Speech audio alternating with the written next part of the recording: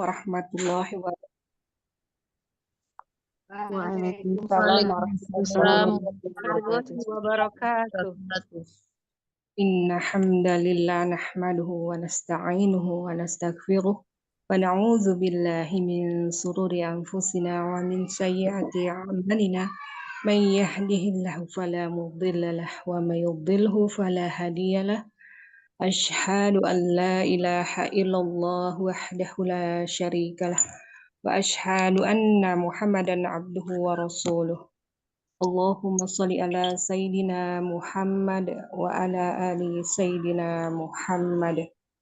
Allahumma inni a'udzubika min ilmin la yanfa' wa min qalbi la yakhsha' wa min nafsin la tasba' wa min da'watin la yustajabu laha.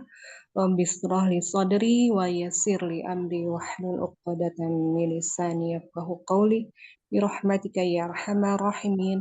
Rabbi zidna ilma warzuqna fahma. Allahumma la sahla illa ma ja'altahu sahla wa anta taj'alul hazna idza syi'ta sahla. Allahumma inni as'aluka ilman nafi'an wa rizqan thayyiban wa amalan mutaqabbalan. Alhamdulillahilladzi bi ni'mati tatimmus shalihat. Puji syukur kita panjatkan kehadirat Allah Subhanahu wa taala karena berkat limpahan rahmat, taufik dan hidayahnya lah pada pagi hari ini kita bisa berkumpul kembali di kelas fikih yang insya Allah kelas kita ini adalah kelas yang Allah ridhoi, amin ya rabbal alamin. Salawat dan salam tak lupa kita curahkan, kita limpahkan kepada Nabi besar kita Nabi Muhammad Sallallahu Alaihi Wasallam beserta keluarganya, sahabatnya, pengikutnya hingga umatnya akhir zaman. Semoga kelak kita mendapatkan syafaat dari beliau di yaumil kiamah nanti. Amin, amin ya rabbal alamin. Baiklah ummahat sekalian, sebelum kita mulai, marilah kita buka dulu halaqah kita pada pagi hari ini dengan bersama-sama membaca basmalah. Bismillah. Bismillahirrahmanirrahim. Baiklah, terlebih dahulu kita akan mendengarkan tilawah Al-Quran yang akan dibacakan oleh Ustazah Edah, surat Al-Alaq ayat 1-5. Kami persilahkan. Tafadholi maskuro. Syukron Ustazah Yuyun.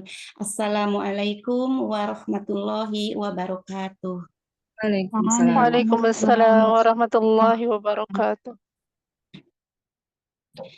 A'udzu billahi minasy syaithanir rajim. Bismillahirrahmanirrahim. Iqra bismi rabbikal ladzi khalaq. Khalaqal insana min 'alaq. Iqra wa rabbukal akram. Alladzi 'allama bil qalam. Allamal insana ma lam ya'lam. Shadaqallahul azim. Tafadholi kepada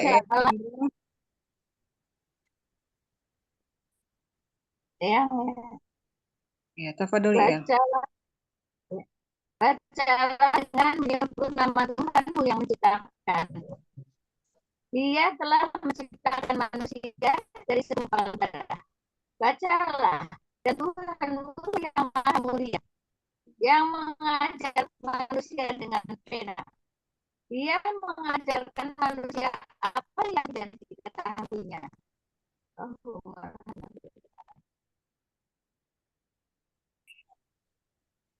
Masya Allah, alhamdulillah. Warahmatullahi wabarakatuh. Waalaikumsalam warahmatullahi wabarakatuh. Jazakumullah khairan kasiron kepada Ustazah Eda dan Eyang Endro Martini. Semoga kita yang membaca dan mendengarkannya mendapatkan pahala dari Allah Subhanahu wa taala. Amin ya rabbal alamin. Baiklah, selanjutnya kita akan mendengarkan kuliah fikih kita pada pagi hari ini bersama Ustazah Enok Mutia LC MPDI. Kami persilahkan. Tafadholi Maskuro.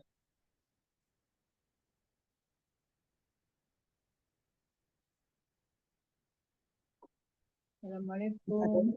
A'udzubillahi minasyaitonirrajim. Bismillahirrahmanirrahim. Assalamualaikum warahmatullahi wabarakatuh. Waalaikumsalam warahmatullahi wabarakatuh. wabarakatuh. Masya Allah, kangennya. Iya, Masya Allah, ya Rabbi. kena sehat ya. Alhamdulillahi rabbil alamin. Hamdan yuafi ni'amahu yukafi'u mazidah. Ya Rabbana lakal hamdu kama yanbaghi li jalali wajhikal karimi wa 'azimi sultanik.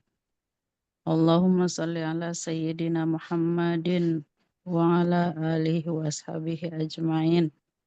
Rabbi israh li sadri wa yassir li amri wahlul 'uqdatam min lisani yafqahu qawli. Asyhadu an la ilaha illallah wahdahu la syarikalah wa asyhadu anna Muhammadan abduhu wa rasuluh. Alhamdulillah Bunda sekalian, akhirnya saya bisa kembali di kelas ini setelah Alhamdulillah. 2 purnama kayaknya, 2 purnama absen. 2000 tahun 2 purnama. Masya Allah. Hampir 2 bulan ya Ustazah. Masya Allah. Iya, hampir 2 bulan ya, nggak ngaji di kelas ini. Sampai Dan lupa Mbak buku alhamdulillah. apaan ya? Hah? Sampai lupa ininya apaan ya? Kitabnya kan Ta'lim Muta'alim. Talimul muta'alim. Alim ya? Iya. Lupa. Masya Allah, grup kajian yang paling berkah dan paling rame setiap harinya ya. Subhanallah. Amin. Amin. Allahumma amin. Sampai kemarin tuh ada di grup saya, di grup Azhariyat itu, ada yang minta, ada nggak grup komunitas yang bisa buat saya belajar katanya, belajar lebih mendalami agama Islam. Di kami itu nggak ada yang harian ya, di alumni Al-Azhar itu. Tapi kalau yang di sini kan tetap belajar dari Senin sampai Senin lagi full, ada yang tahsin, tahfiz, macam-macam kajiannya, ya termasuk kelas fikih ini. Saya ini melihat peserta hari ini ada namanya siapa ini? Ai Fatimah. Ini Prof. Ai atau siapa ini ya? Prof. Ai. Jangan-jangan beliau yang masuk. Beliau tolibah di Profesor. standarisasi Ustazah. Oh, bukan ya. Soalnya Bukan, Ustazah. ada profesor saya, Profesor Ai Fatimah di Oh, UHAMKA. Masya Allah, Masya Allah. Amin ya Allah Ustazah. Insya Allah, Masya Allah. Jadi bukan orang yang sama ya? Bukan, sepertinya berbeda. Tayyib. Oke, alhamdulillah hari ini Bunda kita ingin menambah kajian kita di kajian akhlak sebenarnya di kelas fikih, tetapi ada permintaan untuk ngaji akhlak. Kalau belajar fikih itu hukum-hukum dasar agama Islam ya. Tapi kalau akhlak beda kajian. Tapi nggak apa-apa, ini selingan. Ini kalau misalnya di fikih terus, kemarin tuh udah fikih ibadah, fikih munakahat, mestinya masuk fikih muamalah, fikih jual beli, fikih zakat, banyak segmen pelajaran fikih. Tapi kita selingi dengan pelajaran akhlak. Ini kitab Ta'lim Muta'alim Al-Zarnuji. Yang belum punya kitabnya boleh download di mana saja, di Play Store atau yang lainnya, boleh download kitab Ta'lim Muta'alim, Ta'limul Muta'alim. Dan hari ini kita akan membaca bagian keberapa itu tentang niat belajar. Niat ketika hendak belajar. Kalau saya didampingi dengan kitab Arabnya supaya memudahkan. Kadang saya sulit menerjemahkan membaca terjemahan dan bahasa Arab itu agak sempit kalau diterjemahkan ke dalam bahasa Indonesia. Niat di waktu belajar. Bismillahirrahmanirrahim. Tsumma labudda lahu minan niyat fi zamani ta'allumul ilmi. Bismillahirrahmanirrahim. Waduh, ini sabar. Nah, biar bisa lihat saya. Lah, jidatnya nong-nong banget.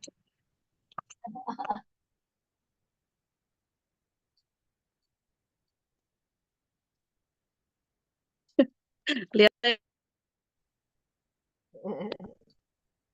Ya, terus saja. Masya Allah.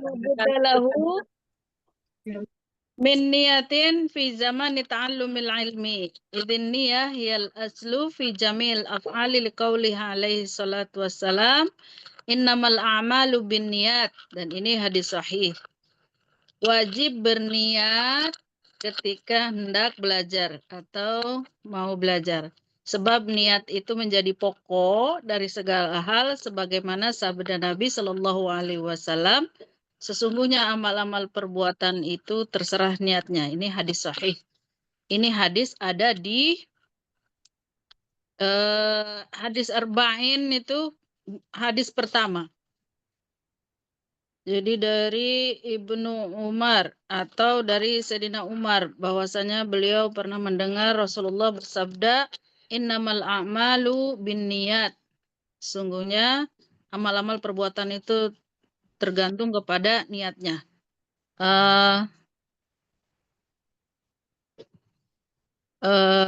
Likulli imri'in ma nawa wa man kana niyatuhu wa man kana hijratuhu. Nah, ini tentang hijrah. Tadi pagi saya baru membahas tentang hijrah karena mau menjelang 1 Muharram ya. Itu lanjutan hadisnya. Innamal a'malu binniyat wa kulli imri'in ma nawa. Sesungguhnya setiap amal perbuatan tergantung niat. Dan bagi siapapun itu tergantung apa yang dia niatkan.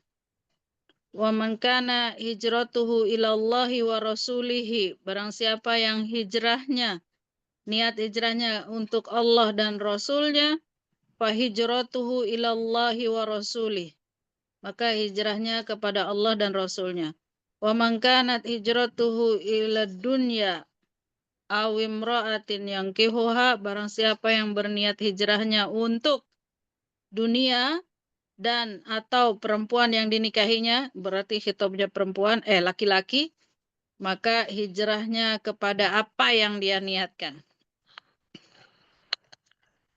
Kenapa pengulangan kata wa man kana hijratuhu ilallahi wa rasulihi fa hijratuhu ilallahi wa rasulihi. Tetapi kalau wa man kana hijratuhu ila dunya aw imra'atin yankihuha fa hijratuhu ila ma hajara ilaihi. Tidak disebutkan, tetapi ila ma hajara ilaihi, karena kalau kebaikan itu harus diulang-ulang.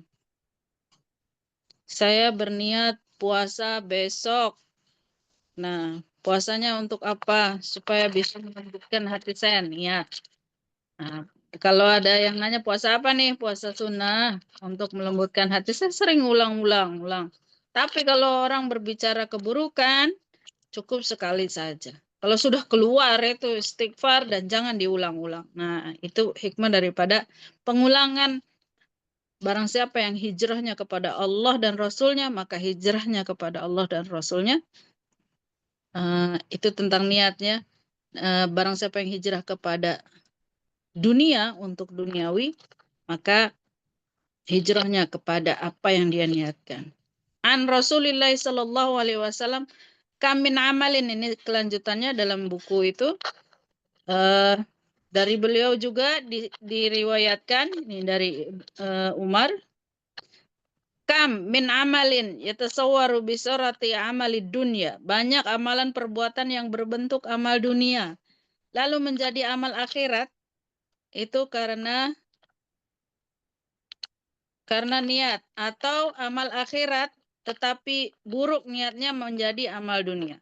Ya seperti makan kan duniawi tuh sifatnya, mau makan. Kalau tidak diniatkan lil ibadah, maka itu sifatnya duniawi saja, ya, sekedar kenyang kemudian bisa aktivitas. Tetapi kalau diniatkan ibadah lillah, maka menjadi pahala kelak di kemudian hari, begitu. Nah, termasuk belajar. Kalau belajar niatnya itu untuk berbangga-bangga di dunia, wah aku nih lulusan luar negeri, lulusan Al-Azhar misalnya, pergi ke Al-Azhar hanya niatnya untuk itu, ya dia hanya dapat itu saja. Tetapi ketika dia berniat karena mengikuti perintah Rasulullah, perintah Allah untuk menyebarkan satu keilmuan yang bermanfaat, kemudian menambah pengetahuan untuk memperbaiki ibadah, nah berarti itu menjadi amal akhirat karena niat. Sebentar.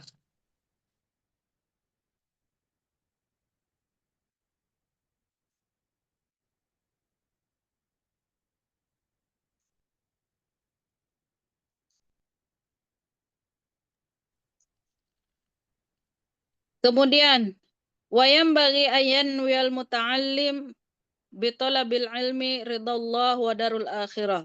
Di waktu belajar, seorang pelajar hendaklah berniat mencari ridha Allah Subhanahu wa taala dan kebahagiaan di akhirat, serta memerangi kebodohan diri sendiri dan segenap kaum bodoh. Artinya mengurangi kaum bodoh, kaum jahil, ya.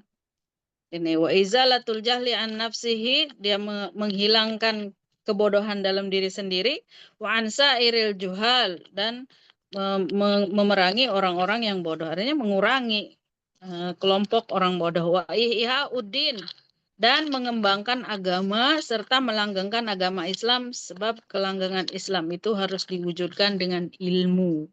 Jadi salah satunya adalah kita harus berniat menuntut ilmu. Tentu ini yang harus kita kedepankan adalah ilmu agama, ya. Kita tidak membahas ilmu yang lain, dan itu adalah untuk menghidupkan terus agama Islam. Dan hidupnya agama Islam dengan keilmuan, tidak dengan ya kalau mau berdakwah itu kan harus ada ilmunya.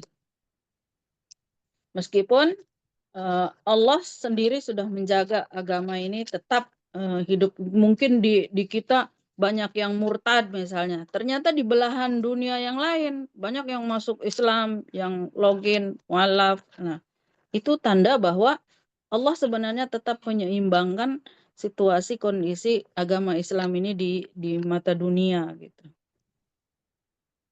Fa inna baqal Islam bil ilmi. Nah, ya. Wala yasihu zuhud wa taqwa ma'al jahl. Zuhud dan takwa pun tidak sah jika tanpa berdasarkan ilmu. Itu loh yang banyak zuhud itu tidak mau dunia. Kalau tanpa ilmu, ya, ada kan orang yang Islam tuh mengajarkan untuk sederhana, Islam tuh mengajarkan untuk tidak bermegah-megah, tidak berlebihan. Akhirnya dia compang-camping. Itu tandanya zuhud tanpa ilmu. Tandanya zuhud tanpa ilmu. Kalau orang zuhud dengan ilmu itu, dia tetap berusaha, tetap berpakaian layak gitu, layak, dan bahkan sebagian mentereng, tetapi sedekahnya juga banyak. Jadi kesederhanaan itu di hatinya itu. Jadi tidak memandang dirinya bahwa aku pakaian aku bertaburan emas gitu, bertaburan mutiara. Tidak begitu, tetapi sedekahnya lebih banyak dari apa yang dia pakai gitu. Nah, itu zuhud dengan ilmu.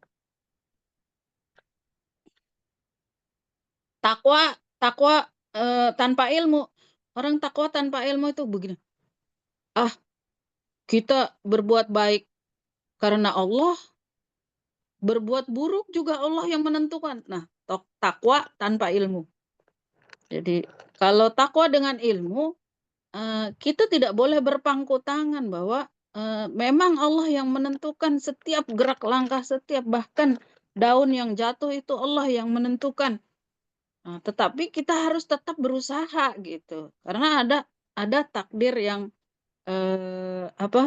takdir yang bisa berubah oleh doa, gitu, ya, oleh usaha. Nah, itu artinya bahwa takwa itu juga butuh ilmu. Syekhul Islam Imam Azal Burhanuddin Sahibul Hidayah menyanyikan syair gubahan sebagai sebagian ulama. Gubahan dari sebagian ulama. Fa'ansada Imam Syekh Azal nih, fasadun kabirun alimun mutahattikun wa akbaru minhu jahilun muntasikun. Ini seperti syair ya. Hancur lebur orang alim tak teratur. Nah, lebih lebur bila si jahil ibadah ngawur. Ini sengaja di apa itu namanya? Rimanya disamakan. AA gitu. Kayak sastra. Kemudian huma fitnatun lil alamin azimatun. Keduanya menjadi fitnah menimpa ganas di dunia. Kalau bukunya mana ya? Sebentar. Bukunya mungkin berbeda. Saya itu di aplikasi.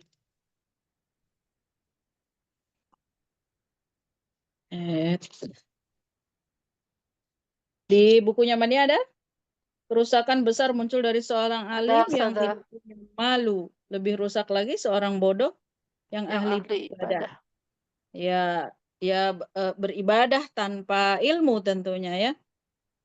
Itu lebih rusak daripada seorang alim yang tidak punya malu. Alim tidak punya malu banyak sekarang tuh.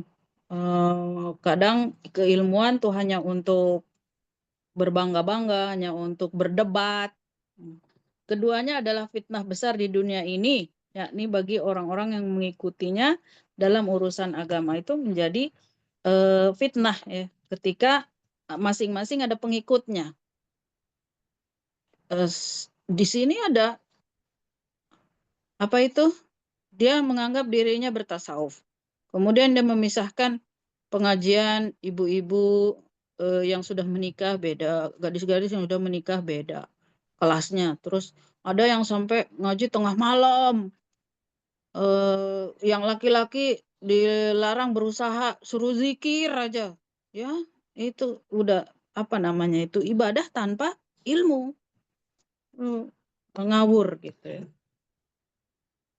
Kemudian wayanwi bihi asyukru ala ni'matil aql. Dalam belajar juga harus ada niat untuk mensyukuri nikmatnya akal ini.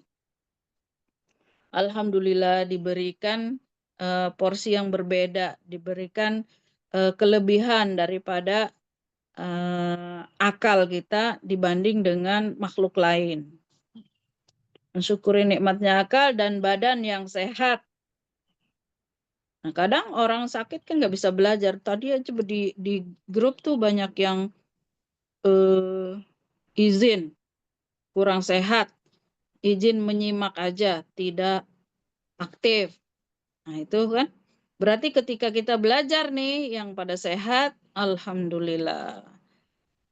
Jadinya badan sehat ini nanti akan berpahala. Kan di akhirat nanti akan menjadi saksi semuanya. Menjadi saksi bahwa badan saya pernah dibawa untuk kajian. Mata saya membaca ayat-ayat Al-Quran, hadis, kemudian buku-buku pelajaran agama, Masya Allah. Walayan wibihi ikbalun nas alaihi. belajar jangan diniatkan untuk mencari pengaruh, mencari simpatik, mencari popularitas. Kemudian wala istajbala hitamud dunya, tidak untuk kenikmatan dunia ataupun kehormatan di depan sultan dan penguasa-penguasa lain. Nah, untuk mencari kenikmatan dunia, kehormatan di hadapan itu. Jadi niat belajar tidak boleh karena mencari popularitas. Saya sering tuh, selesaikan dong doktoralnya. Lumayan loh kalau udah doktor itu dihargai. Orang dihargai tidak karena gelar, tidak karena dia doktor, tapi dihargai karena sikap, karena ilmu yang sedikit itu diamalkan, meresap ke dalam jiwanya,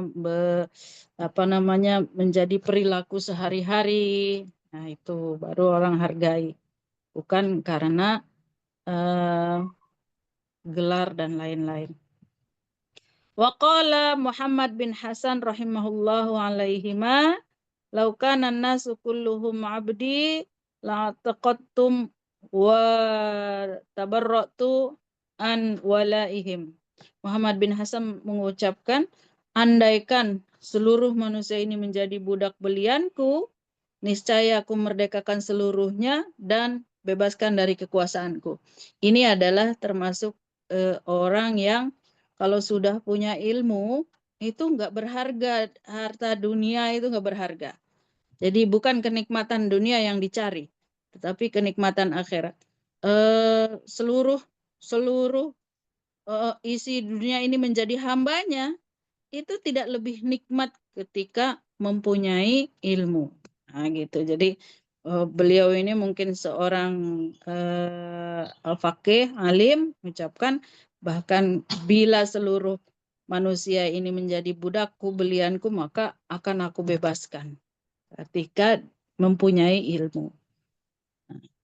Kemudian man wajada ladzatul ilmi wal amal bihi, barang siapa yang juga sudah merasakan ilmu dan amal. Ilmu selalu disandingkan dengan amal. Punya ilmu harus diamalkan. Kalau punya ilmu tanpa diamalkan, nah, sia-sia ya. Benar nggak tuh? Sia-sia. Percuma.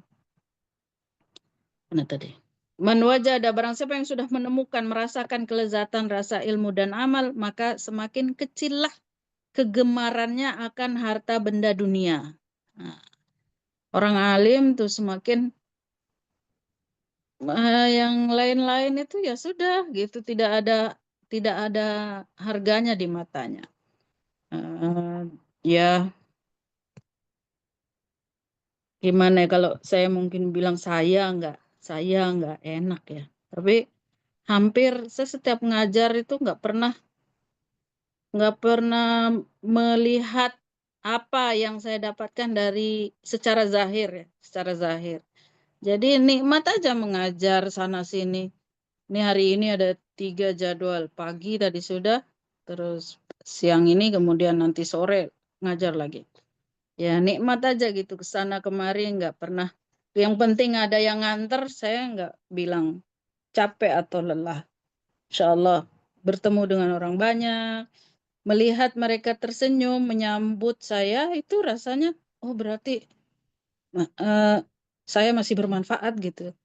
Nah, itu aja. Ketika orang udah mukanya asem-asem, udah nggak enak, berarti kan kita tahu diri dong. Ya, kita sudah tidak diharapkan. Kan itu jadi sedih. Aduh, gimana kalau sudah tidak bermanfaat lagi. Ya,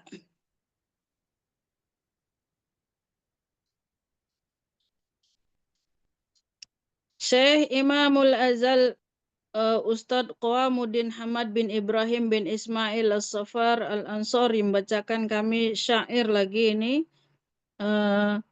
Man talabal ilma lil ma'ad, barang siapa yang menuntut ilmu untuk negeri akhirat, ia akan meraih keutamaan dari keistiqomahan dalam agama.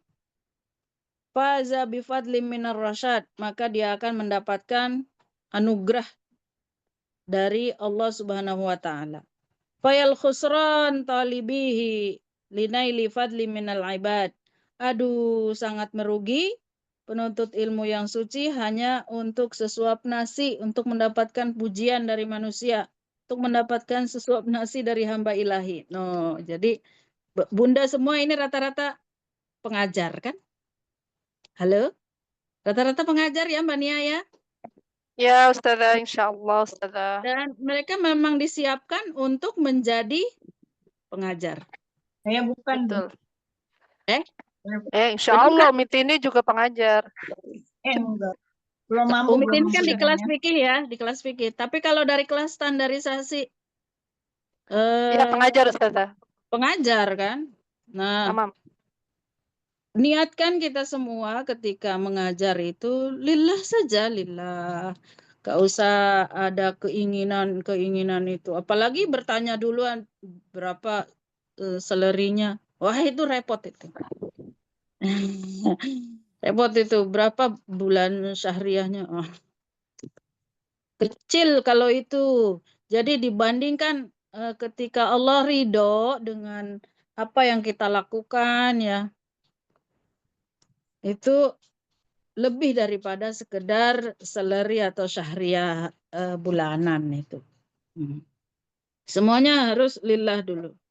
Jadi merugi orang yang mempunyai ilmu hanya demi popularitas, pujian manusia, atau bahkan berharap sesuap nasi.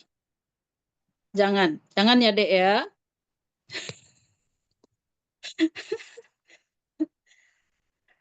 Tapi ini diperjelas lagi. Ya, tapi jikalau idh talabul jahil amri bil ma'rufi wan nahyi anil munkar tanfidul haq. Tapi jikalau dalam meraih keagungan itu demi amar ma'ruf nahi mungkar, memperjuangkan kebenaran dan meluhurkan agama bukan untuk keperluan hawa nafsu sendiri, maka diperbolehkan sejauh batas telah dapat menegakkan amar ma'ruf nahi mungkar tersebut. Jadi kalau misalnya memang ya kan mau tidak mau kita harus bermodal juga, kayak ngajar begini kan mau tidak mau kan harus ada biaya. Nah, tapi sebatasnya saja ngambil biaya, jangan sampai, Masya Allah itu ada yang sekolah sampai puluhan juta masuk sekolah. Nah, ngaji misalnya harus bayar puluhan juta misalnya. Ya, untuk seorang ustazah, apa sih hidupnya? Ya namanya ustazah kan harus zuhud. Ya. Zuhud Bunda, insya Allah. Saya kira cukup ya, cukup bagi pengajar agama, bagi pengajar Al-Quran, itu insya Allah berkah yang diberikan oleh Allah itu lebih dari cukup. Saya sudah buktikan sendiri ketika kita itu hanya, ya udah, intang surullah yang surkum katanya. Wa yusabbitu aqdamakum. Barang siapa yang berhitungnya itu dengan Allah, artinya niatkan lil ibadah, menolong agama Allah, Masya Allah, masa kita menolong agama Allah, ya artinya lillah saja semuanya, insya Allah Allah akan memperbaiki hidup kita, dan itu sudah saya buktikan selalu di mana-mana. Bunda, kalau saya hadapkan belakang ini kamera saya, tadi mungkin sempat melihat bahwa saya itu berada di kamar yang sangat kecil. Kamar yang sangat kecil, berbeda dengan rumah-rumah Bunda mungkin di tempat yang besar, luas. Saya di tempat yang sangat kecil, tapi alhamdulillah hati yang lapang, rezeki yang nggak pernah putus meskipun sedikit. Kita syukuri itu, alhamdulillah. Gitu ya, guru ngaji itu insya Allah tidak hanya di dunia nanti bahagianya ketika kita menerima, tapi di akhirat kita menjadi orang kaya. Amin. Amin ya Allah. Dunia juga. Amin ya Allah. Betul ini betul nih akhlak muta'alim dan akhlak pengajar dan pembelajar. Seyogyanya seorang penuntut ilmu memperhatikan hal itu, no kan? Sebab ia telah mempelajari ilmu dengan susah payah, maka jangan sampai ia palingkan semua itu hanya untuk kepentingan dunia. Kecil sekali. Kalau belajar ini hanya kemudian untuk berbangga-bangga dengan keilmuan ini di dunia saja. Tapi kita niatkan lillahi ta'ala. Wa ittaqud dunya fawalladzi nafsu Muhammadin biyadihi innaha la askharu min Harut wa Marut. Hati-hatilah terhadap dunia demi zat yang jiwa Muhammad di tangannya, sungguhnya ia lebih bisa menyihir daripada Harut dan Marut. Siapa Harut Marut? Nanti dipelajari ya. Saya kurang detail kalau asbab nuzul ini. Atau ya, ia telah mengatasi kepayahan yang cukup banyak selama ini.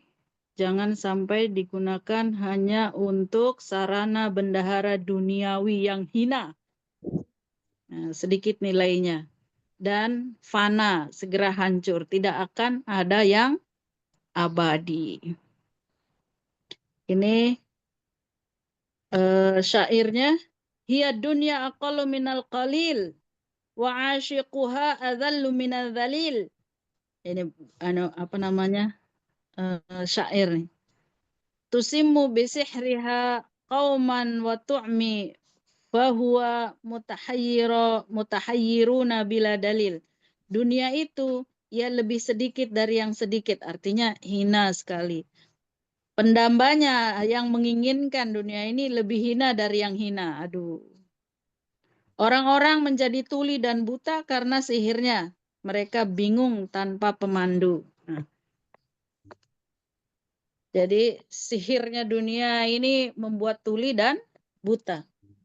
Sihir dunia artinya dunia ini harta benda ini. Harta benda ini membuat kita terlena gitu. Sampai nggak tahu, sekarang ada berita itu 11 triliun. Itu kalau beli cendol itu Jakarta tenggelam itu. 11 triliun kayak mana itu? Yang dilihatkan itu kan cuma 2 triliun itu uang itu. Kok Kalau cendol? 10 ya kalau nggak cendol apa? Kerupuk. Cendol. Jadi seorang ahli ilmu tidak menghinakan dirinya, hendaknya tidak menghinakan diri dengan bersikap tamak kepada hal-hal yang tidak pantas untuk ditamaki, seperti ya harta benda. Kita itu tidak kekurangan orang pintar ya. Orang korupsi itu orang pintar. Ya, tetapi kadang ya begitu. Pintar keblinger ya. Nah, jadi hendaknya menjaga hal-hal yang dapat merendahkan ilmu dan pemiliknya betul. Jadi, jangan perhitungan bunda kalau ngajar agama. Nih, tuh teman-teman. Tapi insya Allah itu menanggung atau menjamin. Tadi itu intang surullah yang surkum. Allah akan menjamin hidup kita. Artinya bahwa ketika kita sedang berinteraksi dengan ilmu agama, kita sedang memperbaiki hubungan kita dengan Allah. Kalau bicara agama kan hubungan kita dengan Allah. Maka Allah akan bergerak memperbaiki hidup kita. Tuh, keren ya. Ketika kita memperbaiki hubungan dengan Allah, Allah memperbaiki hidup kita. Jangan kepedean bahwa kita ini, aku menuntut ilmu untuk kehidupanku lebih baik di masa depan. Masya Allah. Iya, padahal Allah saja yang mengatur. Artinya yang sifatnya duniawi ya. Yang sifatnya duniawi itu Allah urusannya. Tapi kalau yang sifatnya ukhrawi, nah itu yang harus kita usahakan. Kayak gitu Umi Tini?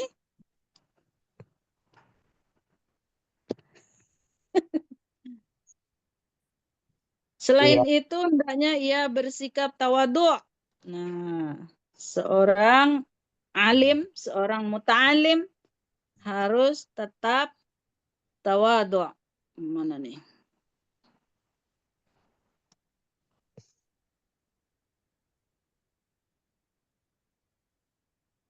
Wa yanbaghi li ahli al-ilmi ay yadhulla nafsahu bit-tama'. Ini menghindari diri dari hal yang tamak dan kehinaan.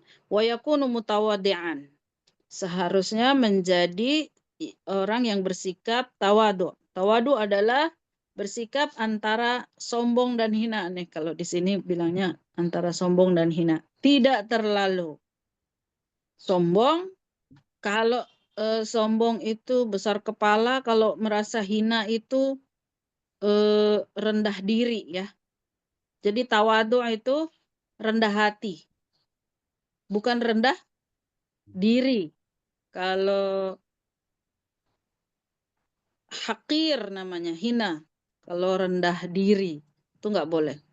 Juga harus bersikap iffah. Wal iffah. Iffah itu berhati-hati. Menjaga. Jangan sembarangan. Jadi sebenarnya begini.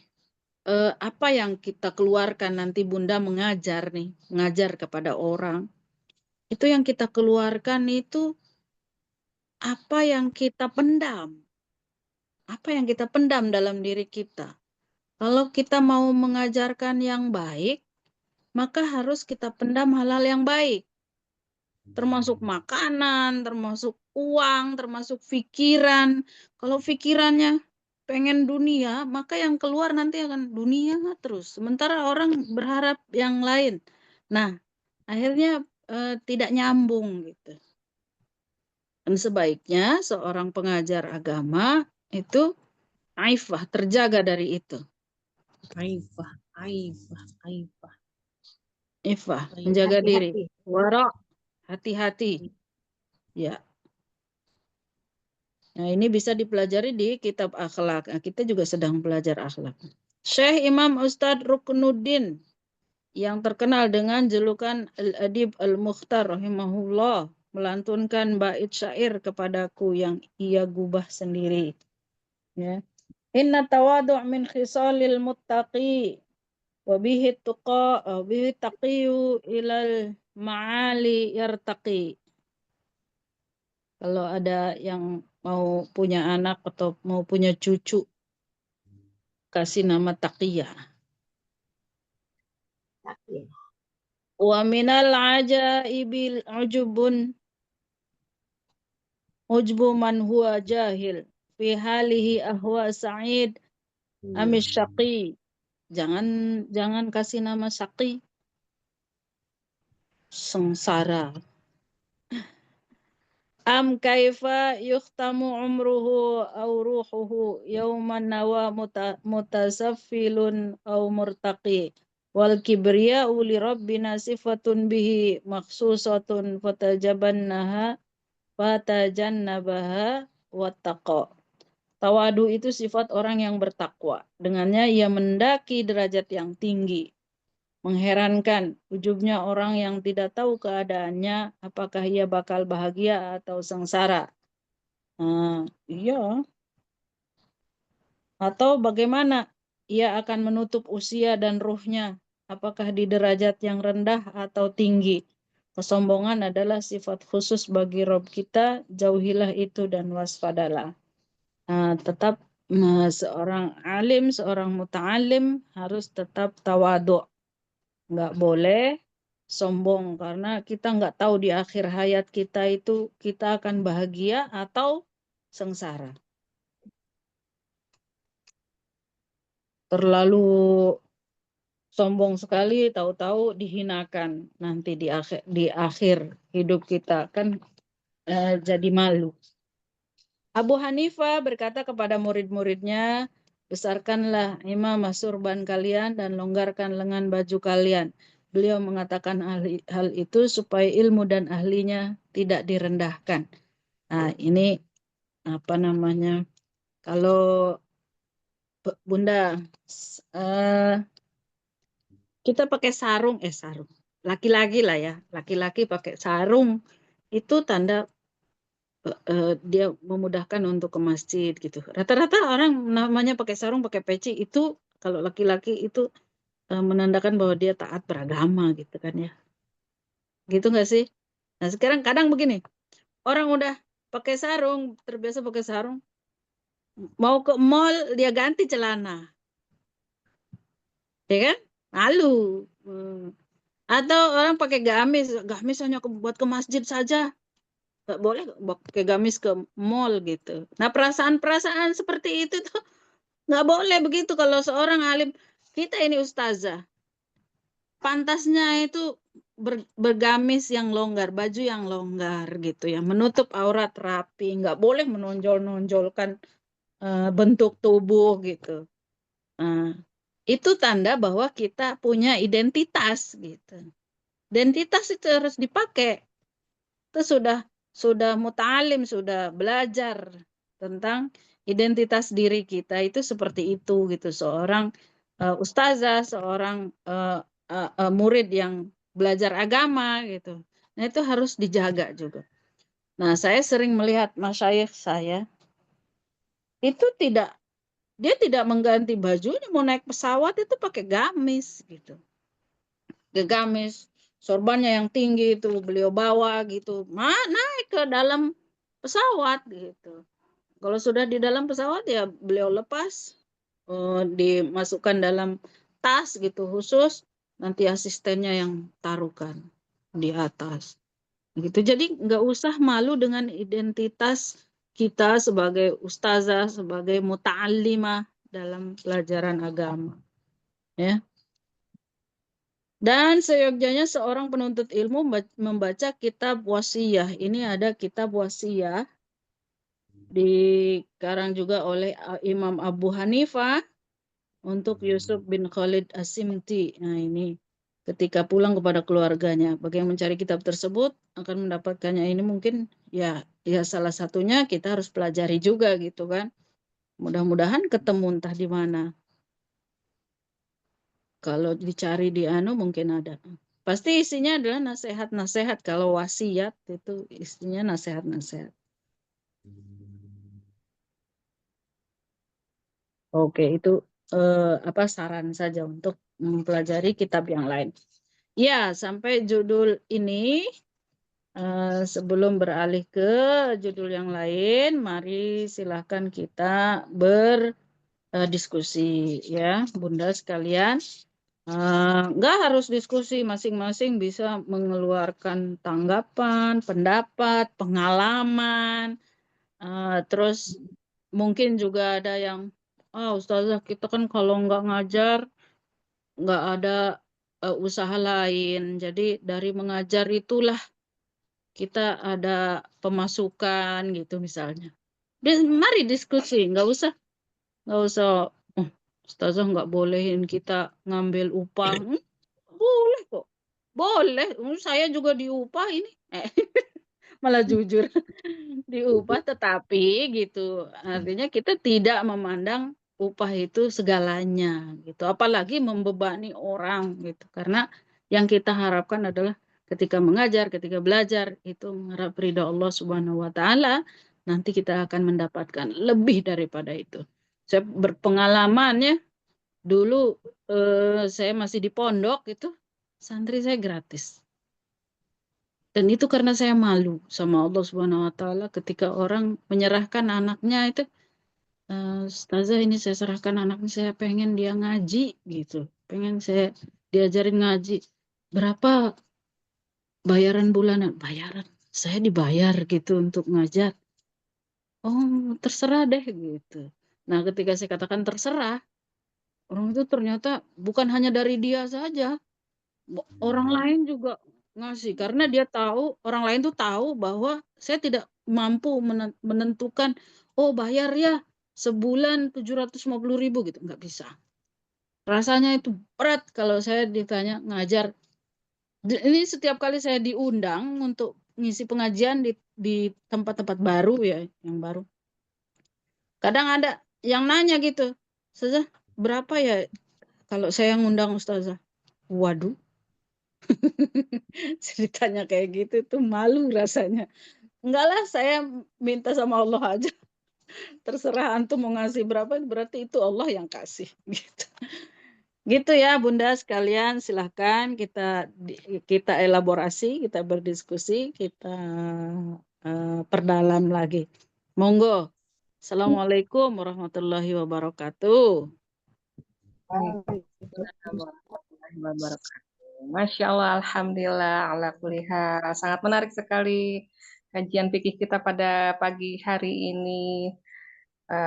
Dipersilakan kepada Ummahat Tipilah yang ingin berdiskusi. Kita berdiskusi bersama dengan Ustazah Nok Mutia. Tafadholi. Yang mau raise hand, yang mau menulis di kolom chat, dipersilakan ya. Izin tanya boleh Ustazah Umi Yuyun? Tafadholi ya.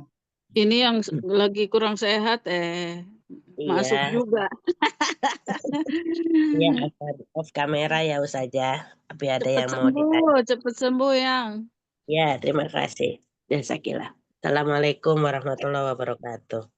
Waalaikumsalam warahmatullahi Izin tadi Ustazah sampaikan kalau muslimah itu harus punya identitas, termasuk kita cara berpakaian gamis atau kita menutup aurat.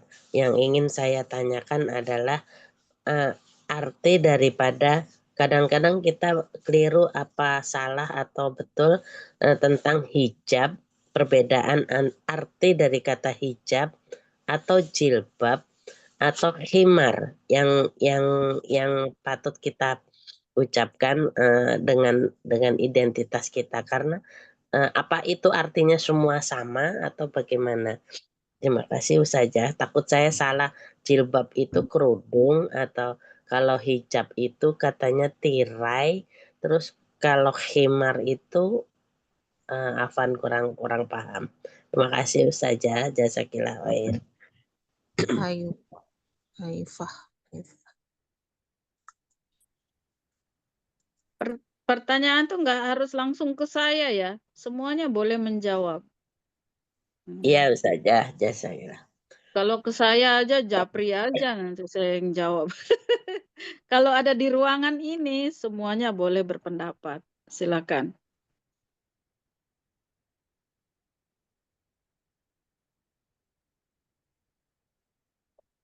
Umi Kenta lagi nyopir via Manila.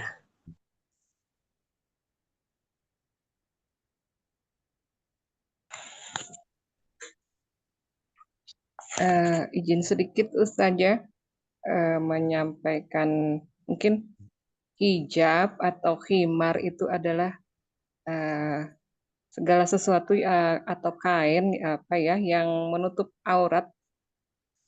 Begitukah Ustazah? Menurut pemahaman Ana? Mohon Iya silakan. Terus aja nggak apa-apa. Izin menyampaikan juga Ustazah. Iya. Mungkin jika jilbab itu kalau menurut Al-Quran surat Al-Ahzab itu baju longgar dari atas ke bawah.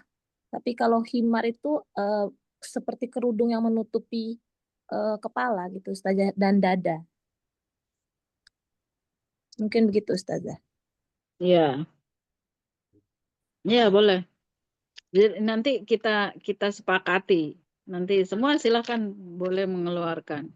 Milani, Mirusnia biasanya pakai apa itu? Ini Ustazah Nurbaiti, Ustazah ibunya ibunya Romaisha. Atau bukan? Betul. Ayo.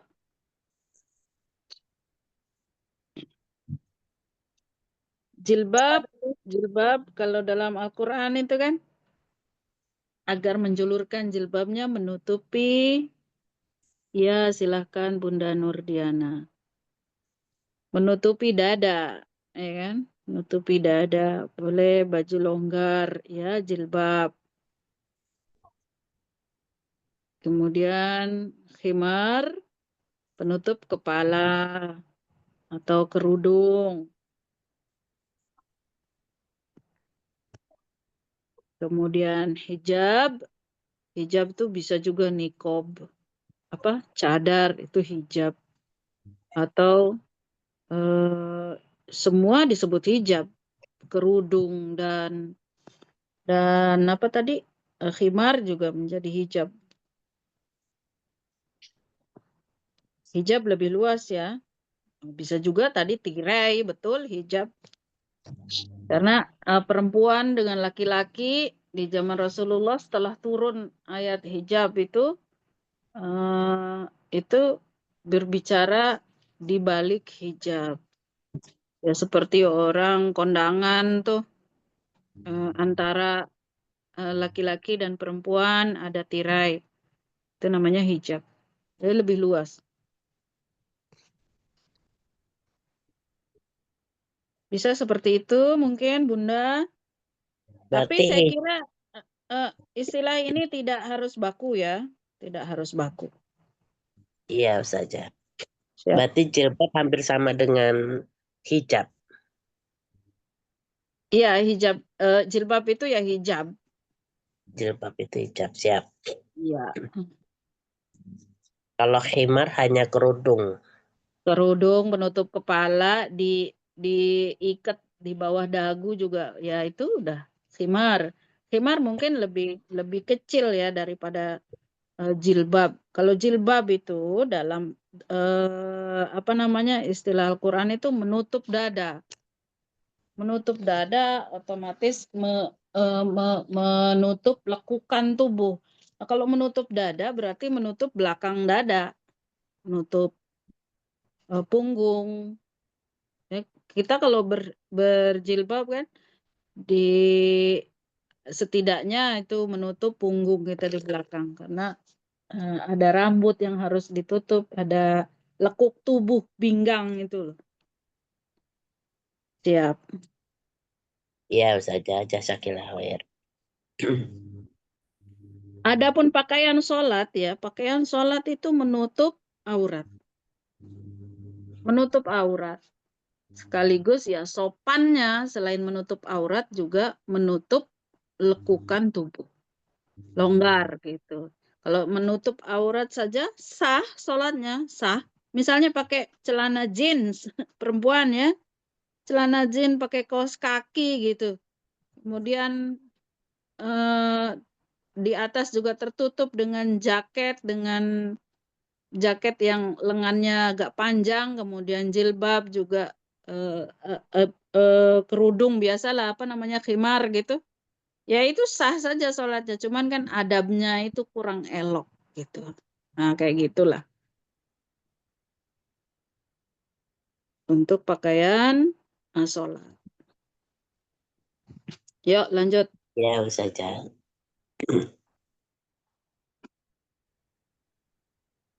Saja boleh tanya saja.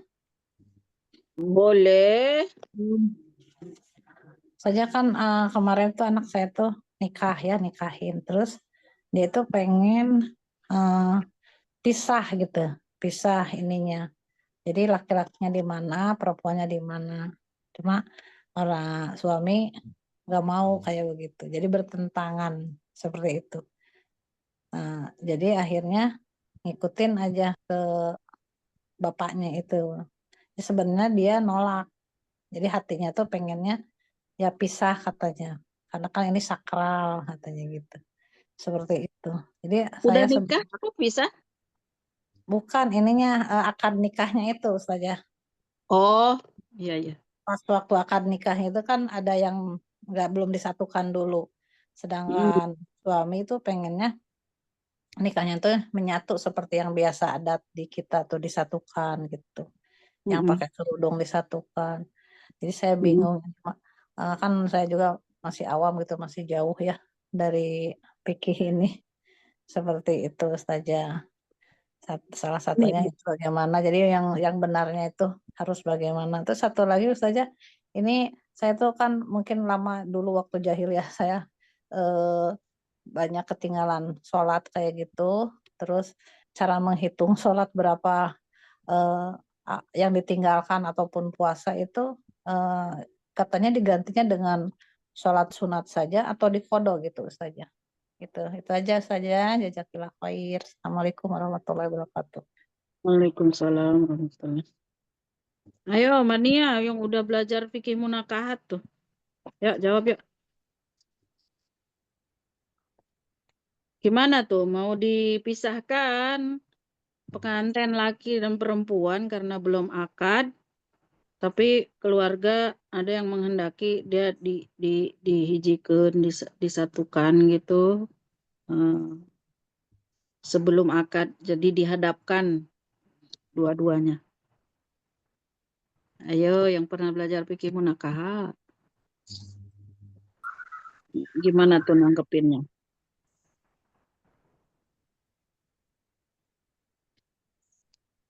Kemarin Halo. waktu munakahat nggak ngebahas akad nikah deh, cuman ngebahasnya wali, saksi. Masa sih? Iya, kayak yang ini belum nih dipisah apa enggak? Saya juga baru ingat. Masa sih ada walimah. Walimah ya ada ya. Kita bahas. Dipisah ya. Kayaknya dipisah dalam ya. Islam mestinya dipisah ya. Terus? Iya. Jadi belum ditemukan karena kan emang belum jadi mahramnya. Iya. Jadi yang menyatukan, yang apa ya, menyandingkan pengantin di depan penghulu saat akad, sebelum akad ya, saat akad jadinya itu gimana hukumnya?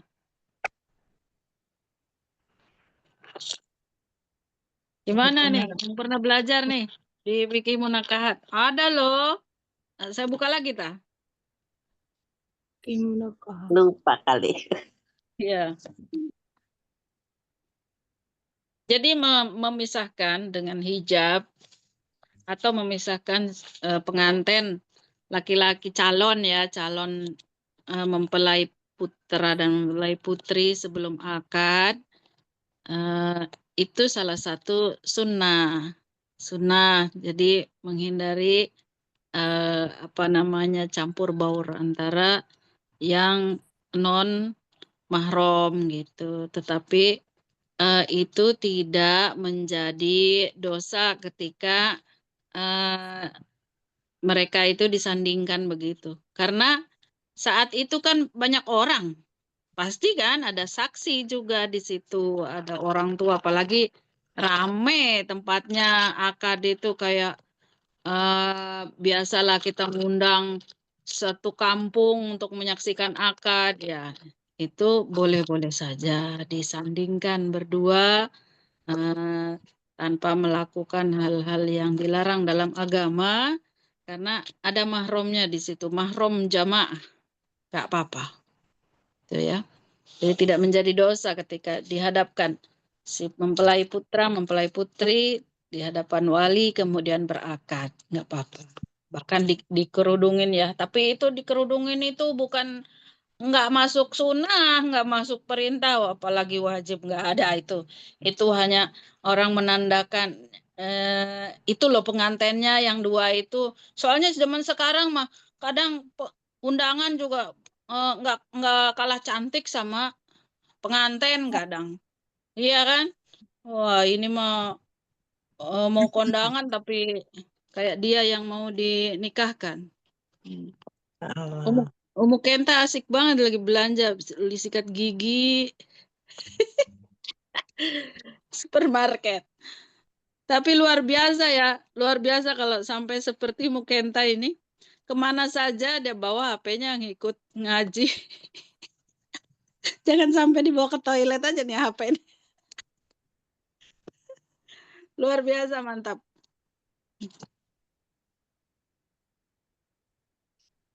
Jadi boleh ya saya ya. Jadi enggak Boleh, haram. boleh.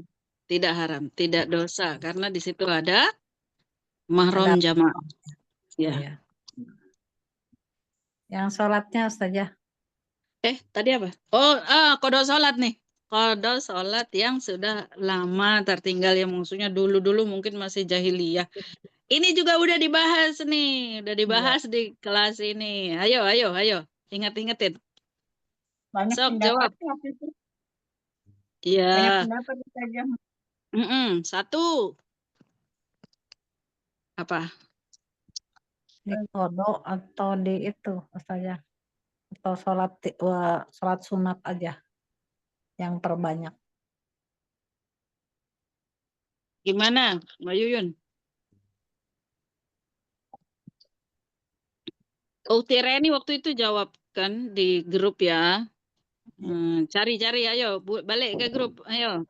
Minia, share Iya terus. Ustazah. Ya, share terus di di room chat. Kalau saya dulu jawabnya sunnah saja yang saya dapat pelajarin dari Ustaz, perbanyak rawatib dan sunnah. Itu yang saya dapat. Tapi ada waktu itu ada pendapat lain ya udah. Iya. Kalau Ayo. waktu itu sholat qadha yang dilakukan adalah sholat qadha karena yang ditinggalkan adalah sholat fardu. Nah, sholat fardu yang ditinggalkan zaman kita waktu itu masih ternyata ditinggalkan itu adalah kewajiban kita. Berarti yang sekarang-sekarang namanya sholat qadha fardu, Umi. Yang Anda tahu ya, yang dari ilmu yang waktu itu sudah di-share. Jadi sholat ini dilakukan untuk mengganti sholat fardu yang pernah kita tinggalkan. Kemudian kapan dikerjakannya? Bisa kapan saja tanpa mengikat waktu. Jadi paling baik adalah di saat Umi melakukan setelah sholat fardu, kemudian melakukan sholat qadha fardu. Seperti itu. Niatnya memang qadha fardu dan itu ada ya, ada contohnya bahwa kita melakukan sholat qadha fardu. Niatnya, rakaatnya sama seperti misalkan Umi di sholat zuhur, berarti lakukan sholat qadha fardu zuhur. Jadi rakaatnya sama, 4-4. Setelahnya jangan lupa untuk berzikir seperti biasa, beristighfar, dan mohon ampun kepada Allah. Seperti itu, Ustazah Afwan Jidan. Ya, ada pendapat lain? Silahkan. Sholat qadha fardu.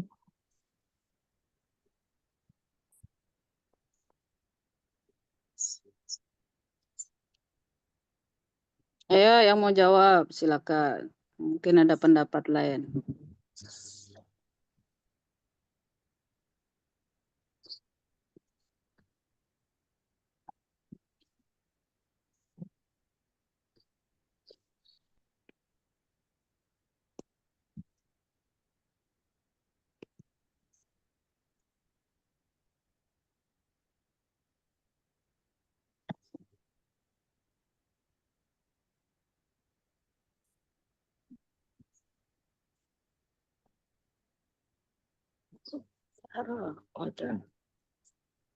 Ustazah Putri, jadi kalau udah sholat fardu langsung kodok, udah sholat fardu kodok.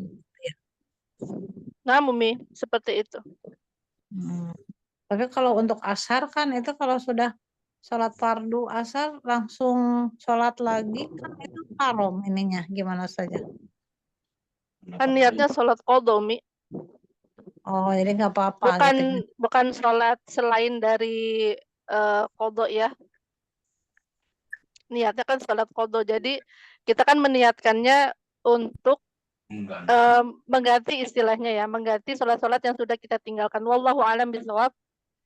Amalannya, pahalanya apakah akan diterima dari sholat itu kan kita nggak tahu. Tapi seikhtiar kita bahwa ternyata ya memang pasti akan ada ya fase-fase di mana kita wallahu a'lam meninggalkan sholat fardu kita saat itu. Tapi di saat kita saat ini mengingat ya sebaiknya selagi kita masih ada waktu ya memang harus melakukan qadha fardu itu, qadha fardu sholat itu.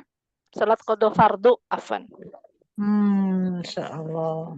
Berarti harus dari sekarang nih. Kalau udah tua begini, udah mau dipanggil, harus cepat. Masya Allah, tidak hanya yang tua, Umi. Yang muda juga pasti masih ingat-ingat, Masya Allah. Nah, seperti itu. Wa jazakillahu khairan. Wallahu a'lam ya.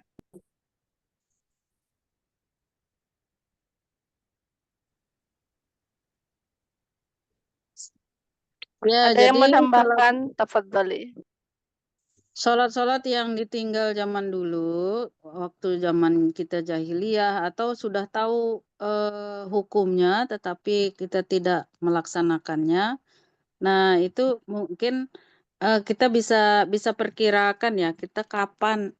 Saya kira nggak sulit kok. Oh, waktu itu setelah balik ya, setelah balik itu zaman itu tuh saya baru nikah waktu itu tuh. Misalnya kan kayak gitu ya. Nah, berarti itu dengan sadar bahwa sudah tahu hukumnya, kemudian ditinggalkan, terlewat gitu aja.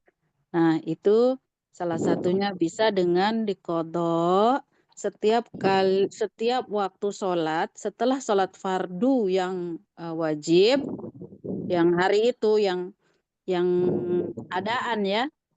Hari ini misalnya sholat zuhur, adaan lillahi ta'ala. Maka kemudian menambah seberapa yang mampu dengan kodoan.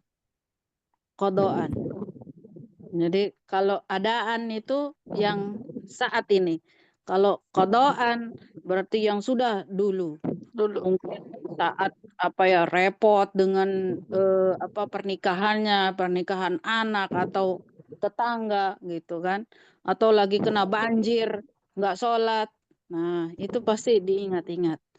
Nah, adapun yang sudah terlupa, maka perbanyaklah dengan ibadah yang lain, gitu ya.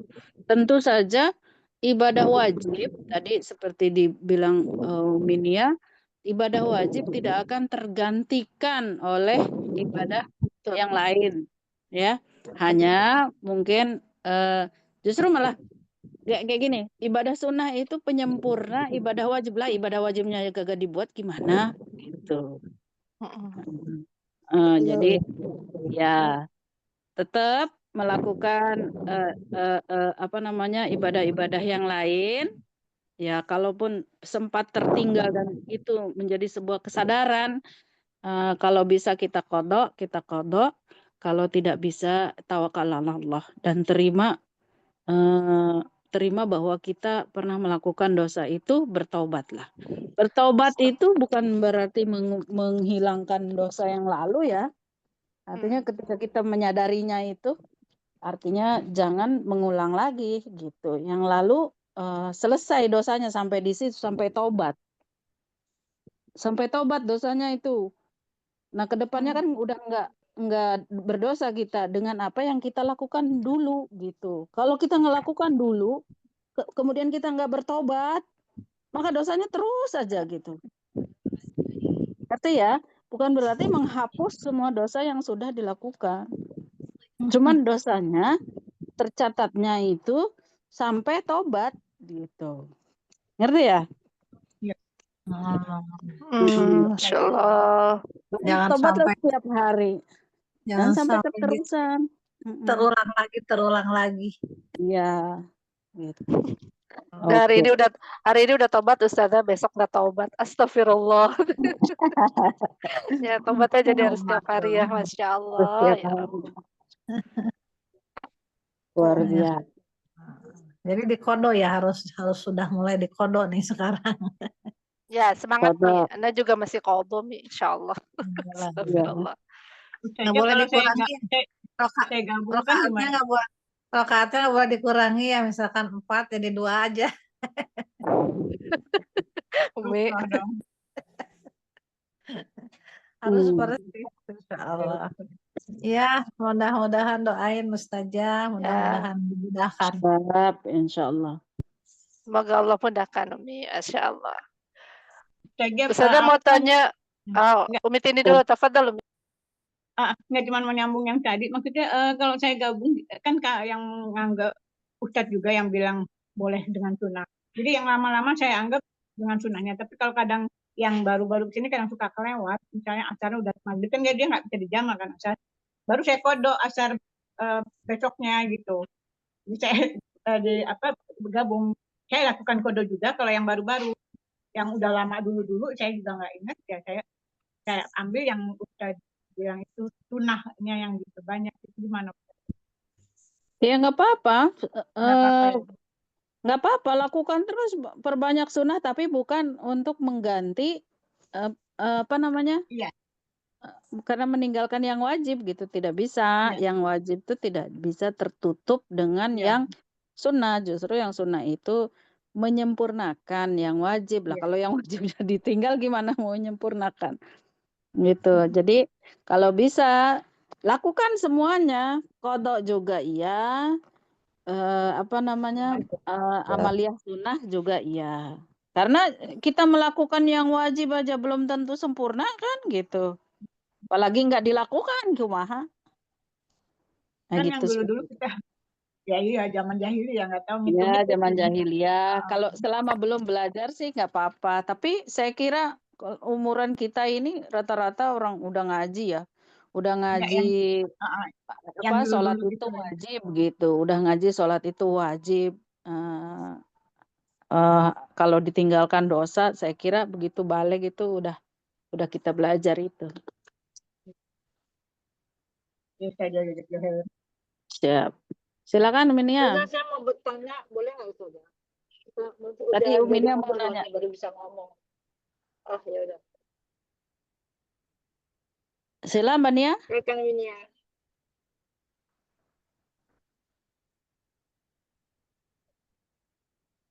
Dia hilang. Ayo Mekenta. Saya Assalamualaikum warahmatullahi. Saya pernah dengar Ustazah. Pernah dengar kalau misalkan kita nggak tahu tuh menyambung tadi sholat gitu ya Ustazah, yang kita pernah tinggalkan gitu kan, zaman jahiliyah misalkan gitu ya.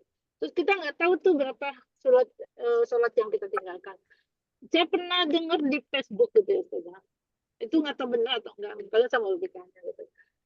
Kita bisa dengan sekali sholat apa gitu, yang misalnya kita bisa apa, karena kita nggak tahu berapa apa berapa Rakaat yang ditinggal, berapa kali ya sholat. berapa kali yang kita tinggal. Jadi kita bisa hanya satu kali sholat, tapi kita benar-benar bersungguh-sungguh dan tidak melakukannya lagi, insya Allah Allah akan mengampuni, maksudnya akan memberi ujur gitu. Nah itu apakah benar apa gimana Ustazah? Soalnya jujur kalau saya memang apa namanya nggak sholat dulu, Masya Allah nggak pernah sholat dulu gitu ya. Terus baru berapa tahun ini kan sholat gitu kan. Jadi kalau dihitung-hitung banyak juga gitu kan, dari kuliah dari apa gitu kan, dunia mulu kan gitu. Pas sekarang udah Allah kasih hidayah gitu ya gitu. Masih kadang-kadang juga apa namanya suka karena waktu menjemput anak, jadi kadang-kadang ketinggalan, tinggal apa mau dikit-dikit mau selesai baru sholat gitu. Karena nggak mungkin sholat di tengah jalan gitu kan, dia nyupir gitu. Nah itu gimana itu saja kalau misalkan sistemnya kayak gitu, udah bisa berhenti gitu. Kalau sistemnya seperti itu saja, apa benar atau bagaimana saja? Iya, saya pernah dengar juga tuh di apa itu namanya di medsos lagi itu kan. Jumat terakhir di bulan puasa Ramadan gitu. Untuk bisa qada sholat yang pernah ditinggalkan dan itu bisa menutup semua. Saya kira ada juga yang pernah berpendapat bahwa itu tidak benar.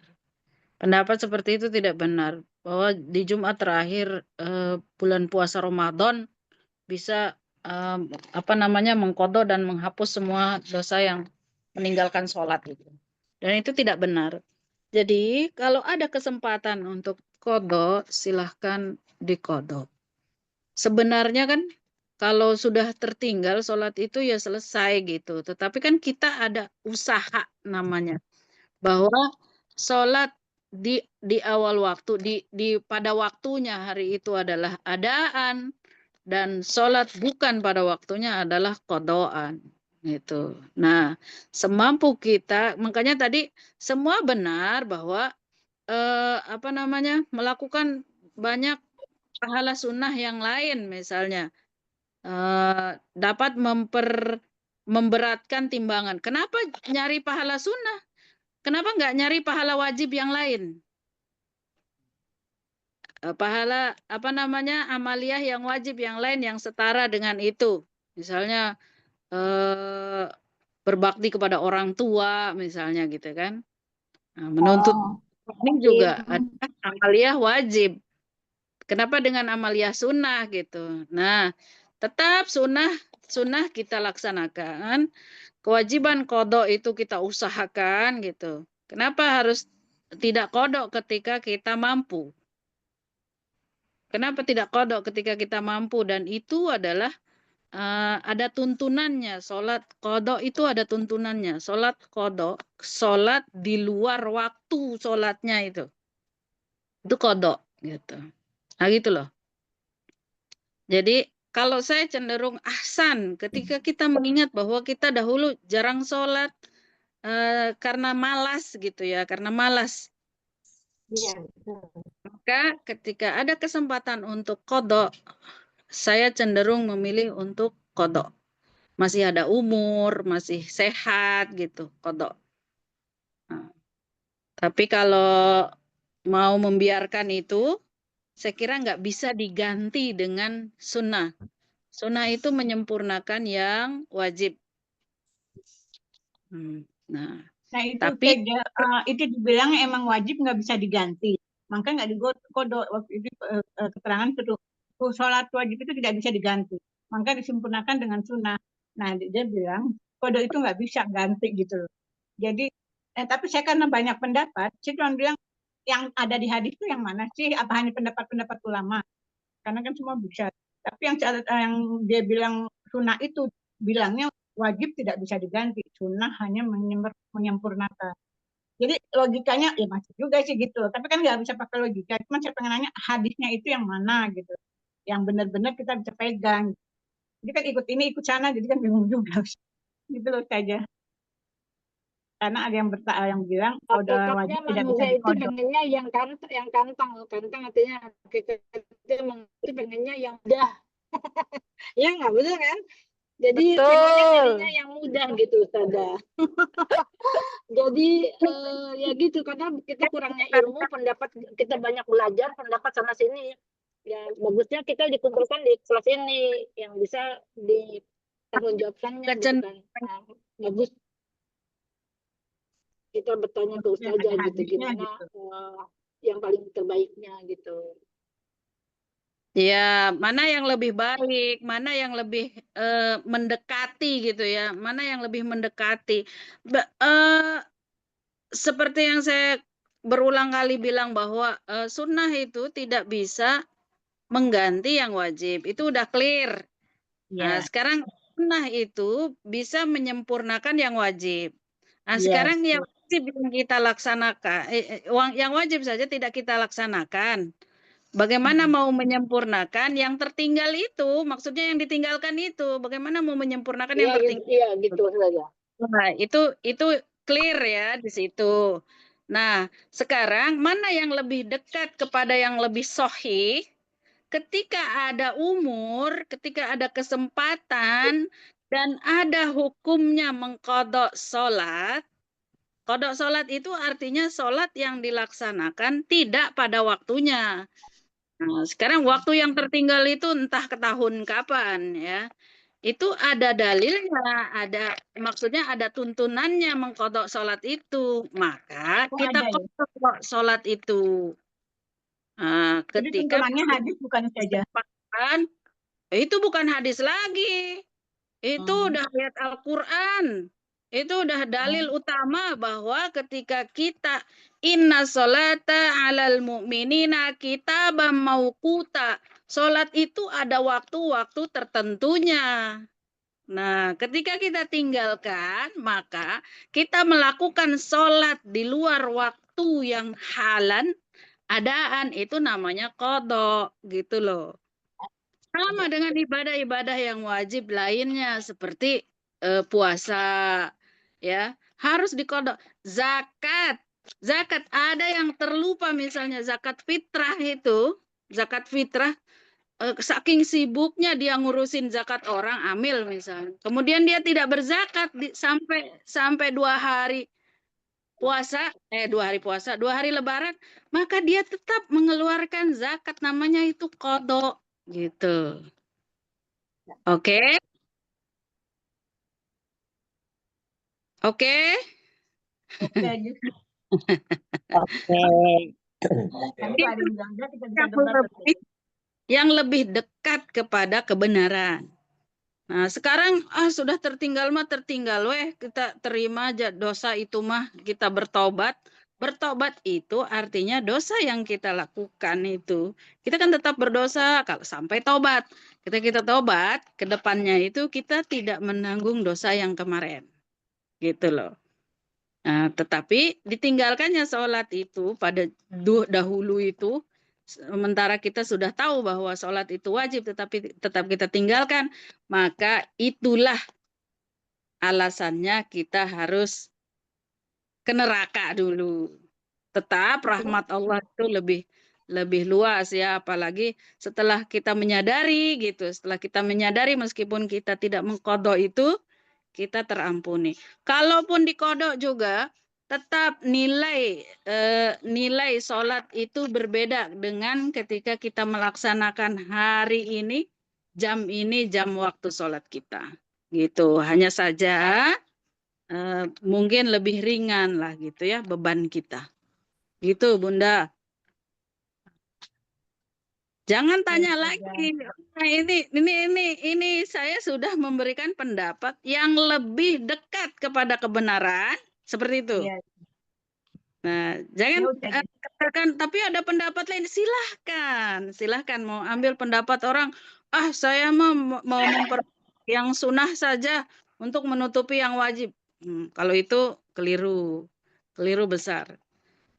Tetap memperbanyak amaliyah sunnah untuk menyempurnakan yang wajib. Karena kita melaksanakan yang wajib saja belum tentu sempurna, gitu ya. Apalagi tidak melaksanakan.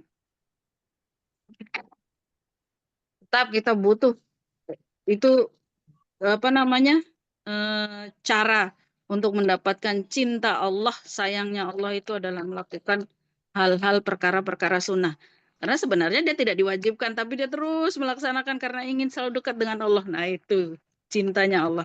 Dan kita masuk surga itu bukan karena amal yang kita perbuat, tetapi karena cintanya Allah. Karena rahmatnya Allah. Betul, betul. Iya. Jadi itu saja. Siap. Jadi kita kasih saja Afwan tadi kepental. Di Jepang panas banget, Masya Allah, HP saya sampai panas itu saja. Sampai saya dinginin ke AC jadinya, baru nyala. Saudara masih ada waktu? Ada, siap, silakan. Izin bertanya tentang tadi bahwa di saat seseorang mempunyai ilmu, maka harus bisa diamalkan. Kalau ilmunya tidak diamalkan, maka akan menjadi sia-sia. Ilmu biasanya bersandingnya dengan amal. Akan tetapi, kalau ada seorang yang apabila punya ilmunya luar biasa gitu, Ustazah, tapi alasannya karena ingin mengamalkan di dalam keluarganya dahulu.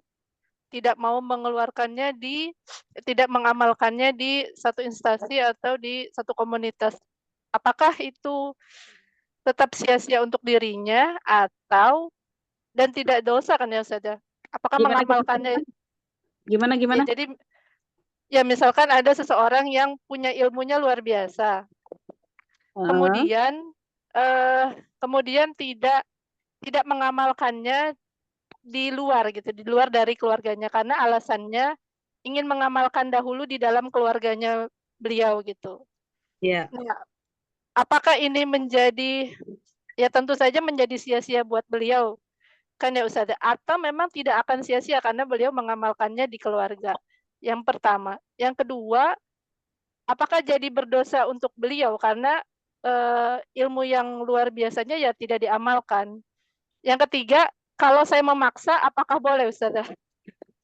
Memaksa untuk bisa, ayo harus mengamalkan gitu, misalnya gitu. Bagaimana Ustazah? Apakah saya memang harus ya udah terima aja keputusan beliau bahwa tidak mau mengamalkan atau tidak mau mengajarkan kembali ilmu yang beliau dapat. Bagaimana Ustazah? Mengamalkan itu berbeda dengan mengajarkan ya. Oh gitu. Gimana Iya, Ustazah? itu diwajibkan. Yang diwajibkan kepada seorang alim muta'alim adalah mengamalkan ilmu yang didapat. Mengamalkan itu berarti melaksanakan. Melaksanakan apa yang kita dapatkan. Misalnya seperti ini hari ini dapat kodok sholat yang ditinggal pada waktu yang lalu. Nah, wajibnya adalah kita melaksanakan ilmu yang kita dapatkan itu pada diri sendiri. Ada mau mengajak orang lain tuh yang mengajari orang lain untuk melaksanakan apa yang kita dapatkan itu bukan satu kewajiban. Gitu, bukan satu kewajiban. Kalau dia diharapkan untuk untuk mengajar, diharapkan untuk mengajar, kalau dia mau silahkan gitu. Kalau enggak, dia punya ancaman, punya ancaman dari Rasulullah Sallallahu Alaihi Wasallam itu man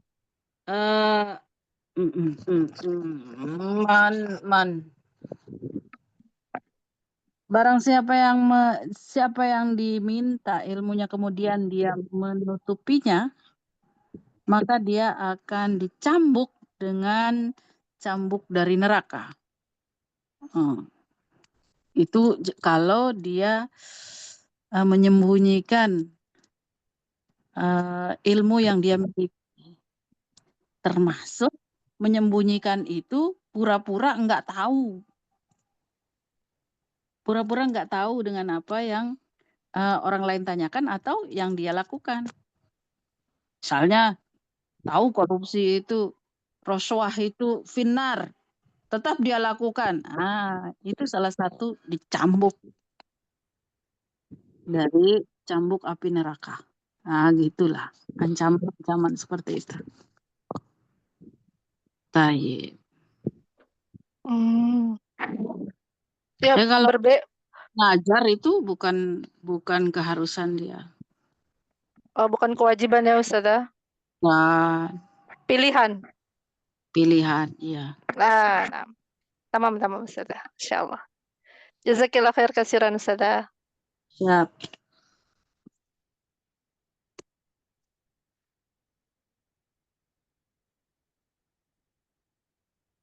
Gimana Ustazah? Afwan, saya kurang mengerti. Coba diulang lagi Ustazah, Afwan.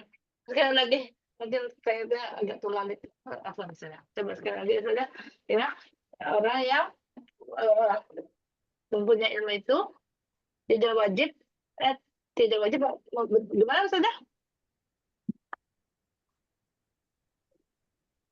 Orang yang itu wajib mengamalkannya itu untuk dirinya. Dirinya yang wajib mengamalkan ilmu yang sudah dia dapatkan, bukan untuk mengajari orang. Oh iya. Nah itu bukan kewajiban dia. Kalau diminta boleh, tapi kalau tidak diminta nggak harus. Sini saya ajarin kamu. Nggak boleh. Nah, kalau ada orang yang meminta diajarkan sebuah ilmu, kemudian dia menutupi, maka ancam dengan cambuk dari neraka oleh Rasulullah.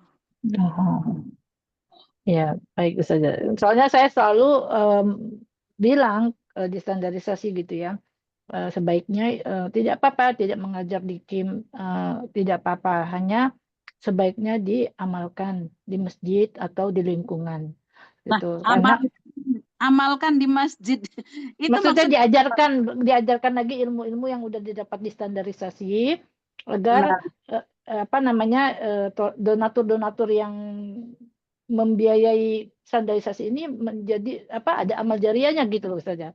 Maksudnya gitu. Saya selalu bilangkan maksudnya ke situ, cuman saya bilangnya sebaiknya diajarin lagi karena ilmunya kalau misalkan nggak diajarin nanti lupa takutnya gitu kan Ustazah. Makanya selalu saya bilang nggak apa-apa nggak ngajar di KIM karena memang nggak wajib untuk ngajar di KIM gitu kan, karena juga kan KIM juga lembaganya bukan lembaga besar yang harus tolibahnya mesti mengajar di KIM juga gitu, nggak. Yang penting ilmunya itu diajarkan ke orang lain gitu agar ya bermanfaat aja. Sayang kalau nggak diajarkan gitu cuman untuk dirinya sendiri gitu saja, maksudnya gitu kan. Iya. Makanya saya dari tadi nanya ulang lagi, afwan saja. Jazakillah khairan katsiran saja. Baik.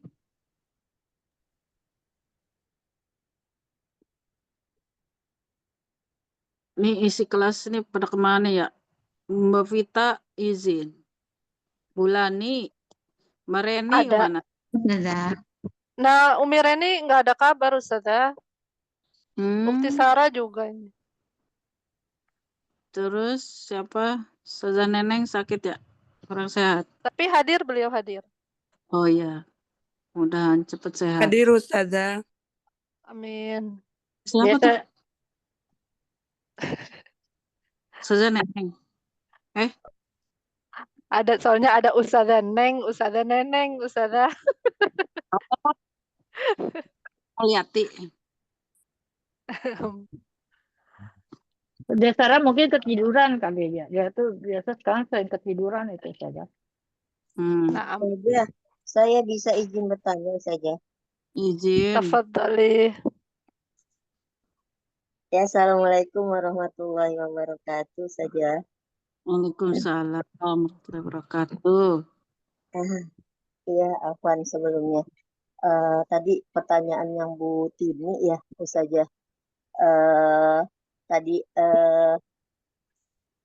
menutupi dengan sunnah gitu kan. Ibadah-ibadah wajib yang dulu-dulunya kita mungkin terlewat, mungkin karena sakit gitu kan. Itu kan memang ada tadi kalau Bu Tini bilang apa namanya berpendapat ya, berpendapat itu tutupilah dengan apa ibadah sunnah, karena wajib tadi kodok itu udah lewat, karena kan tahunya mereka yang ya mungkin ini pendapat ya itu saja ya. Saya juga waktu itu sampai tanya tuh sama Ustadz gitu ya. Memang tadi pendapatnya itu memang dua-duanya itu kuat gitu, apalagi yang kodo itu termasuk yang kuat, yang sebagian imam itu menyuruh untuk kodo gitu karena tadi kesempatan kita, umur kita gitu. Tapi tadi ada yang sebagian imam mengatakan nggak wajib kodo tadi Ibu tadi, saya dulu juga gitu saja karena belajar sama ustazah gitu yang sepuh-sepuh. Beliau juga ngajarin saya kodok Bu Anjar gitu. Apa namanya kita sholat dulu kalau sakit apa banyak yang kita tinggalkan gitu. Terus tadi ada pilihan itu tadi udah nggak usah kodok karena kan udah lewat waktunya gitu. Tadi adaan gitu. Itu yang mau menguatkan saya gitu kan. Karena kemarin saya juga dengar Ustadz itu mengatakan ya kodok gitu, harus kodok. Tapi tadi ada yang udah ibu tadi tuh yang mungkin pengen hadisnya gitu. Emang sebagian Bu, saya pernah dengar Ustadz itu sebagian itu banyak imam-imam kan ada imam Imam Syafi'i, Imam Hambali itu beberapa imam itu mengatakan memang kodok. Cuma kan tadi karena ada pilihan yang enaknya aja udah kodok nggak usah kodok, udah adaan udah lewat gitu. Dan tadi ibu tadi sampai gitu kan, apa namanya, kita nggak wajib kodok gitu, sebagaimana kita boleh kodok puasa gitu, mengganti puasa, tapi itu kan dalil yang kita taunya tuh kayak gitu tuh Ustazah, yang istilahnya kalau ini dibentrok gitu. Pas saya dengar itu ya tadi karena ada kita dikasih ruso ya, keringanan untuk oh ya ada umur gitu. Kita kemarin-kemarin sampai saya tuh lihat dia tadi tuh saya nggak sholat berapa kali diulang tadi kayak Ustazah Rusniah gitu mengatakan habis sholat wajib ini gitu. Terus kedua Ustazah, dan banyak tuh mereka tadi yang punya ilmu gitu ya, punya ilmu dia tidak mengajar, tidak mengajar, padahal tadi dibutuhkan gitu di masyarakat itu dibutuhkan gitu tadi pikir gini, belum pantas gitu, belum apa sih istilahnya kalau ini saya aja masih belajar gitu. Jadi tapi di masyarakat itu ya dibutuhkan gitu. Di ini oh, ngajar kamu kan tahu udah cukup gitu aja saja. Jazakillah khairan kasiran sebelumnya.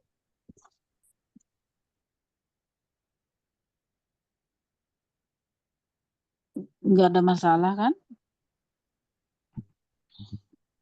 Apa yang perlu dipermasalahkan lagi kan udah dijelaskan.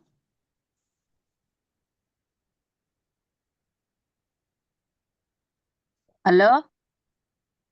Nah, Ustazah. Iya. Ya, sepertinya cukup Ustazah. Iya, iya, siap.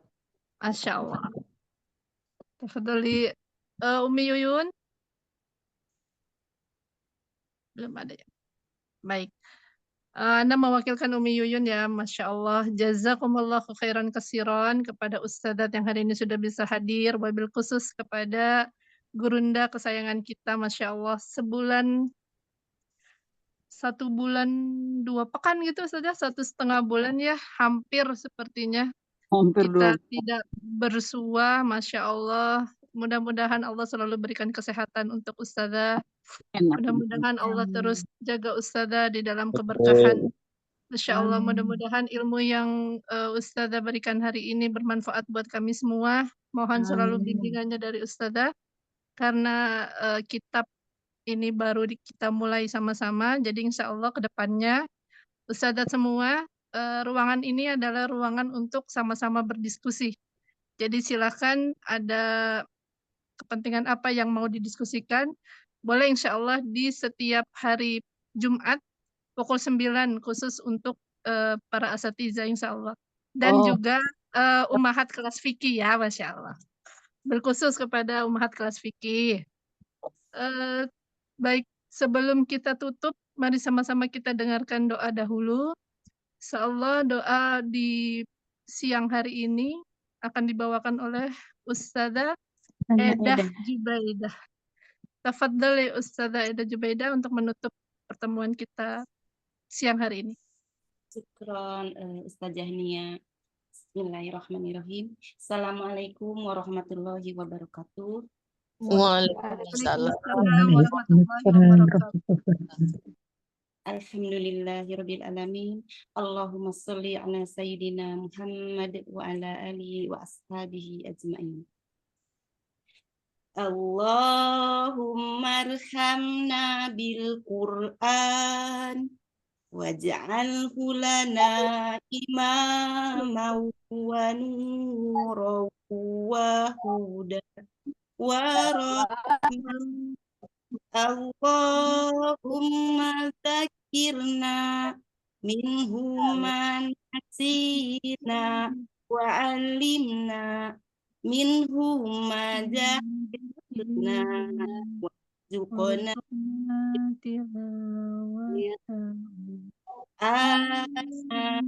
al-laili wa atrafan nahar ja'alhu lana hujjatai ya rabbal alamin. Ya Allah, rahmatilah kami dengan Al-Quran, jadikanlah ia pimpinan, cahaya, petunjuk, dan rahmat. Ya Allah, ingatkanlah kami apa yang terlupa darinya, dan ajarkanlah apa yang tidak kami ketahui darinya, dan berikanlah kami rezeki membacanya sepanjang siang dan malam, serta jadikanlah ia hujjah penolong kami. Wahai Allah, Tuhan semesta alam. Rabbana anfa'na bima 'allamtana, Rabbi 'alimna alladhi yanfa'una, Rabbi faqihna wa faqih ahlana wa qarabati lana fi dinina, tawassalna bi ta'limin, tarzuqna al-wasi'ah wa tarzuqna al-amanah. Ya Allah, berilah kami manfaat dari apa yang telah Engkau ajarkan pada kami. Ya Allah, berilah kami pengetahuan terhadap apa yang bermanfaat bagi kami. Ya Allah, berilah pemahaman kepada kami dan pada keluarga kami, serta para kerabat kami dalam memahami agama.